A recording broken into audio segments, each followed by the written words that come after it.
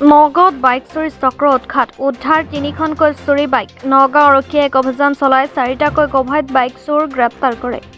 লগতে অভিযানকালত আৰক্ষীয়ে তিনিখনকৈ চুৰি বাইক উদ্ধাৰ কৰিবলৈ সক্ষম হয় আৰক্ষীয়ে গ্ৰেপ্তাৰ কৰা অবৈধ চোৰ কেইটা হৈছে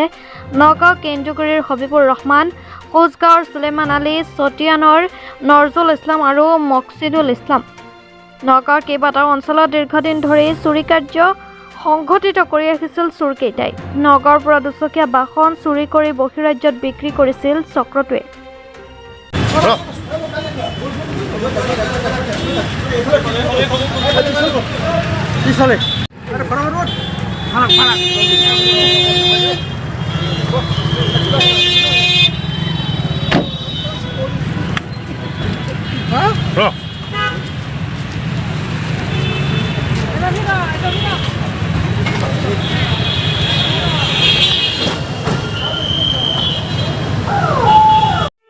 হয় আমাৰ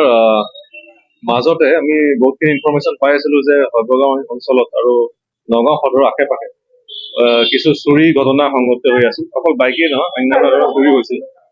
তো তাতে আমাৰ এটা টিম গঠন কৰা হ'ল আমাৰ সদৰ OC আৰু আমাৰ IC হয়বগাঁও তেওঁলোকে এটা টিম গঠন কৰিলে কৰাৰ পিছত আমি চ'ৰ্চ ইনফৰমেশ্যনৰ ওপৰত বেছ কৰি প্ৰথমতে আমি হাবিবুৰ ৰহমান বুলি এগৰাকী ব্যক্তিৰ তাত দুখন বাইক উদ্ধাৰ কৰা হ'ল তাৰপিছত তাৰ ইন্টাৰগেশ্যনৰ ওপৰত বেছ কৰি দুপৰীয়াত পুনৰ এখন বাইক উদ্ধাৰ কৰা আৰু এই যিটো আমাৰ তদন্ত চলি আছে গতিকে আৰু যথেষ্টখিনি বাইক আমাৰ উদ্ধাৰ হোৱাৰ সম্ভাৱনা আৰু এই ক্ষেত্ৰত আমাৰ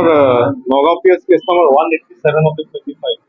এটা কেছ ৰেজিষ্টাৰ কৰা হৈছিল আণ্ডাৰ ছেকশ্যন 303 ছাবছেকশ্যন 2 BNS আৰু আমি 4জন ব্যক্তিক এতিয়ালৈকে আটক কৰা হৈছে তেওঁলোক আছে এজন আছে চলচলি দুপৰীয়াটোৰ তেনেকে আমাৰ টোটেল 4জন আছে এইটো এটা নেক্সাছ হয় যিহেতু চুৰি বাইক তেওঁলোকে লৈ যায় আৰু তাৰপিছত বিভিন্ন ডিষ্ট্ৰিক্টৰ বাহিৰলৈ তালৈ তেওঁলোকে পঠিয়ায় গতিকে আমি দুপৰীয়াটোৰ পৰা এইটো বস্তু আমি ৰিকভাৰী কৰিছো তাৰ বাহিৰলৈও যাব পাৰে গতিকে এই তদন্ত চলি আছে হয় হবিবুৰ ৰহমানক ধৰা হৈছে তেখেতৰ ঘৰত